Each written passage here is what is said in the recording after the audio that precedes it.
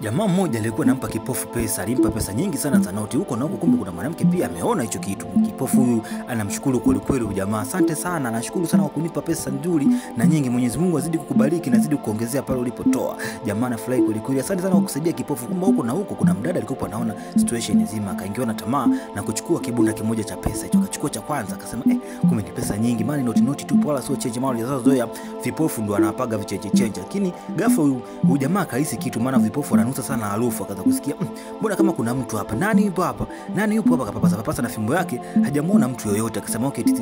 Akajaribu kushika pesa zake, akakuta kibunda kimoja kipo, akajua basi hamna kinachoendelea. Akasema asante sana bro, asante sana kwa kunisaidia mimi. Mwanamke bado kaingiwa na tamaa, akachukua tena hela nyingine. So hapa vibunda vote vile kavichukua. So jamaa bila anapapasa tena, anapasa kama kuna mtu, maana sio sometimes wengi tunaweza kupitia harufu, kama mtu amejipulizia perfume. So ndo jamaa kaisi kuna mtu, maana ghafla kashaki beseni cheki, kashangaa hamna pesa yoyote ile. Akasema nani kachukua pesa zangu, nani jamani, nisaidieni, mbona mnakuwa na roho mbaya namna hiyo?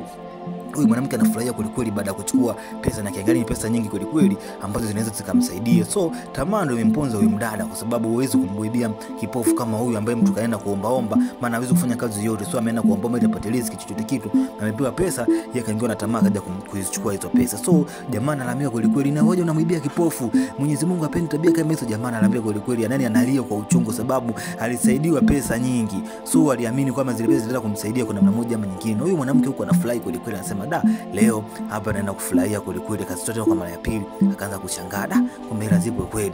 So alifika hapa nyumbani, kama alikuwa ni kazini, mara ghafla kashangaa mbona kama sioni. Macho yake akaanza kusumbua tena, ghafla tu haanzi kuona, haoni, anaona kiza tu. Ghafla sanga vipi tena, mara akajaribu kujifikicha, maana alitoka alikuwa mzima kabisa, maana hadi kafika hapo ni mzima wa afya kabisa. Anashangaa, macho yangu mbona sioni kitu hivi, ni kweli ama naota macho yangu? Anashangaa kweli kweli. Huyu jamaa anazidi kulalamika huku, analamia kweli kweli, anamlilia Mungu wake, kwa nini mmenifanyia hivi jamani, mimi nisaidie. Mara ghafla anashangaa moja jicho kama kuna kitu, macho ameanza kuficha kuja kuja kufanya hivi, mara anaona, akashangaa mbona naona tena, mimi si beseni, hii ni fimbo. Aisee, Mwenyezi Mungu ni mkubwa. Akashangaa nimevaa nini? Aisee, ajabu, akaanza kushukuru, akamwomba Mungu kweli, akasema naona sijaona kwa wakati mrefu sana. Mwenyezi Mungu uinuliwe kwa kweli. Kwa kweli siamini kama leo naona, maana nilishakata tamaa kama nitakuja kuona tena kabisa. So hata fimbo sitoitumia tena, hii ni fimbo. Jamaa anashukuru kweli ameona. So kumbe mambo yamebadilika bwana, kwa hiyo kule anaona, huku mwanamke upofu kama mmea kwake.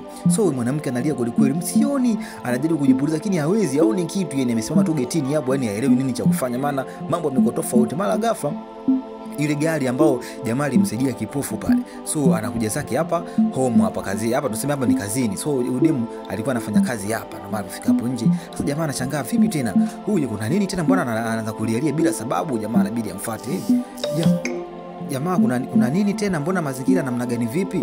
Jamaa anaanza kumuonia, mwanamke una shida gani, mbona sikuelewi? Eti bosi sioni kweli, sioni, macho yangu sioni kitu, naona kiza, yani sielewi, yani naona kiza kabisa yani. Jamaa anashangaa, issue inakuaje vipi? Maana kutokana huyu mwanamke anamjua ni mzima kabisa, nimekutokea nini, mbona useme ukweli? Nashangaa ghafla tu imekuwa hivi. Anasema hapa lazima kutakuwa na sababu, kwa sababu hizi kuna issue kama hii kitokea tu ghafla na wakati wewe ni mzima na afya, na ushawahi huko nyuma kuumwa macho? Akasema hapana, sijawahi kuumwa macho hata mara moja. Sasa inakuaje sasa, inakuja issue kama hii? Akasema hata mwenyewe nashindwa kuelewa inakuja na au kuna kitu umekifanya. Mwanamke analia kweli, anaanza kujutia kweli. Anasema inaweza kuwa kuna kitu umekifanya, so bure, haiwezekani kitu kama hichi kikatokea tu from nowhere, yani itokee tu vupu. Kuna kitu. Anasema kwenye begi muangalia, kuna kitu ama kuna pesa nilizichukua kule. Jamaa kuzishika zile pesa, akashangaa, hizi pesa mbona kama za kwangu, hizi nilimpa kipofu pale, umezipata wapi hizi pesa? Akasema nilimchukulia pale kipofu. Anasema umeona sasa, tamaa zako ni mbaya kuliko sasa, unaenda kumibia kipofu. Amekukosea nini kabisa mpaka unamwambia kumchukulia pesa? Mimi nilimsaidia yule pale kipofu. Jamaa anasema kwa maana hiyo, na maana hii ni adhabu kutoka kwa Mungu. Haiwezekani umibie mtu kama yule ambaye hajiwezi, anahitaji msaada, wewe unaenda kumbia mtu. Twende kwenye gari hivi, nikupeleke twende kwenye eneo la tukio, labda tunaweza tukafanya chochote kitu, ama kuna kitu kikatokea uweze kuona tena. Jamaa mwanamke analia kweli, analia kwa uchungu, sababu anajutia maamuzi yake, maana hili angeziacha hizo pesa ili mambo mengine yapate kuendelea, kwa sababu tamaa siku zote ni mbaya sana. Afu pia angalia anaenda kumwibia mtu gani, ni mtu ambaye hajiwezi, anapigwa na jua ili mali tu apate chochote kitu. So jamaa, Mwenyezi Mungu alimbariki, jamaa akampa pesa nyingi. So mwanamke akajaribu kumuibia, so mambo yamekuja kubadilika kweli, analia vibaya mno kwa sababu haamini kinachotokea. Anasema kweli majuto ni mjukuu. Jamaa anacheka, hizi ni pesa ni za kwangu. Mwanamke na tamaa kweli kweli. Hasa siji inakoje kwaje mpaka ingetamaa kuja kumwibia yule kipofu. Sasa inakoje kwaje? Mkwazo twende. Kwa hiyo kipofu labda atakusaidia kwa namna moja ama nyingine. Mwanamke bado haamini, yani analia kweli kweli. Jamaa akasema ngoja niwashe gari nikupeleke kwa hiyo kipofu, afuzeni tuone maybe kama anaweza kufanya chochote kitu akakusaidia. So safari moja kwa moja mpaka kalipo yule kipofu alipokuwa amekaa chini. Sasa jamaa anamkuta, jamaa ana furaha kweli kweli, yani anashangilia kwa sababu anaona, maana alikuwa hajaona kitambo sana. So leo bwana amepata bahati, anaona, anasema da, sifa zenu kwa Mwenyezi Mungu, mimi leo naona tena, sitatumia tena fimbo, nitafanya kazi zangu mwenyewe binafsi. Huyu jamaa anasema kuna nini tena, wewe nilikuta hapa kipofu ulikuwa uone kabisa nimekupa pesa, inakoje kwaje mpaka sasa hivi unaona? Jamaa anasema hata mwenyewe nashangaa, yani ghafla tu macho yangu yakaanza kuniuma na nimepata kuona kabisa. Yani Mwenyezi Mungu ni mkubwa sana. Yani hapa hata mimi siamini kweli kweli. Anasema na hapa kuna kitu kimetokea, kuna mdada nimemkuta na pesa hizi ambazo nilizokupa wewe. Alafu sasa hivi haoni sasa, inakuwaje? Ina wewe unaonifanyia kitu, ngoja nikuletee huyo mdada umuone, maybe unamjua. Mimi mshuka kwanza, wewe shuka kwanza tukupeleke kwa unanili kwanza ili uongee naye vizuri. Sasa nisaidie kaka, nisaidie boss, maana mimi sielewi kabisa. Yani mambo yani hapo mambo yamekuwa tofauti kabisa, maana zoeni nilivyotegemea ni tofauti. Mwanamke ni analia kweli kweli, wanasema majuto ni mjukuu kweli kweli. So jamaa anampeleka kwa mshikaji kipofu ambaye alikuwa kipofu, sasa hivi anaona. Sasa jamaa mwingine yani aamini macho kama anaona sasa hivi, maana alikuwa kitambo sana kipofu, anatembelea fimbo na mambo mengi alikuwa yaendi kwa sababu haoni. So inaonekana upofu umemeka huyu mwanamke. Mwenyezi Mungu bwana ni mkali sana. Ina maana ameamua muonyeshe kama ukuu wake, kwa sababu haiwezekani umebia mtu kipofu kama huyu anajitafuta alafu unamchukulia kitu alichonacho. So huyu mwanamke anamuomba, da kaka samahani, naomba uniopoe, unisaidie nipate kuona, maana nilipochukua hizo pesa zako ndio ghafla nashangana nimepata na upofu. Sasa siji inakuaje kuaje? Jamaa anasema bwana hata mwenyewe sielewi, nimemkuta getini pale amekaa, anasema haoni. Hata mimi nashindwa kuelewa, jaribu kumsaidia huyu mdada. Sasa mimi nitamsaidia nini? Unaona pesa nilizokupa ni hizi hapa. Alichukua kwenye begi lake, yani alikuibia hapa pesa. Anasema jamaa anasema mimi sijui, maana mimi sijafanya kitu tena, sina uwezo huo wa kwenda kumfanyia mtu kipofu. Hapana, mimi mwenyewe tu nilikuwa nimetulia hapa, nashangaa ghafla pesa zangu zikaondoka. Lakini pia by the way, macho nimekuja kuona Mwenyezi Mungu ni mkubwa sana, na mimi kitu nilichonacho yani sasa hivi nilivyoona thamani ya kuona kwangu ni kubwa zaidi hata ya hizo pesa.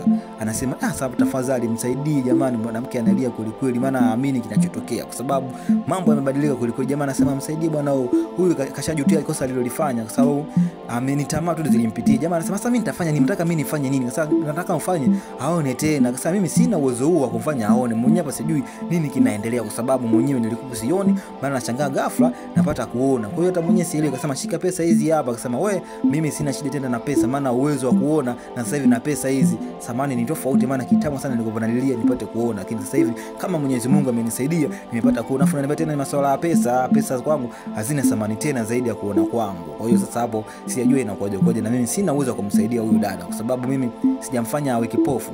Mimi mwenyewe hapo tu sijifanya mwenyewe nipate kuona, yani ni Mwenyezi Mungu ndo amefanya vitu kama hivi, amenisaidia. Na kwa sababu tunasali sana kumwomba Mwenyezi Mungu, maana yeye ndo anatoa na yeye pia ndo anachukua. Kwa hiyo sababu pia sina muda huo, jamaa kakimbia chapu, maana kashaona hapa mambo yasije akaharibika kweli kweli. Maana wao wanavyosema eti mimi nimfanyie mwanamke aone, wakati nikiangalia sina uwezo huo. Sasa jamaa pia anamwambia umeona sasa kipofu hayupo, naongea tu bwana, mambo msamaha, mtu mwenyewe hapo hayupo, nadhani uone. Sasa shika kikoba chako hapa, mambo hamna tena, na mwenyewe naondoka zangu. Jamaa mwanamke analalamika, jamaa sio vizuri, msinifanyie hivyo jamani, msinifanyie hivyo. Analia kweli kweli, maana jamaa mwenyewe kashaona huu ni msala. Kaambia shika kikoba chako hiki hapa na pesa zipo humu, utajua mwenyewe naondoka. Huyu mwanamke jamani, nayo unaniacha jamani, kwa nini jamani, naomba msaada. Akasema hiyo utajua mwenyewe, maana Sonia hapa ishatushinda kwa kweli. Mama mwenyewe ngoja niondoke zangu, maana ninaonekana wewe tamaa ndizo zilizokuponza. Kwa hiyo tucha kujifunza pia kuwa tamaa ni mbaya kweli kweli. Mtu kama yule kipofu aone bado tena anaenda kumwibia ili uweje, na kati mdada mwenyewe alikuwa anafanya kazi na analipwa vizuri, lakini tamaa zimemponza kufanya mpaka leo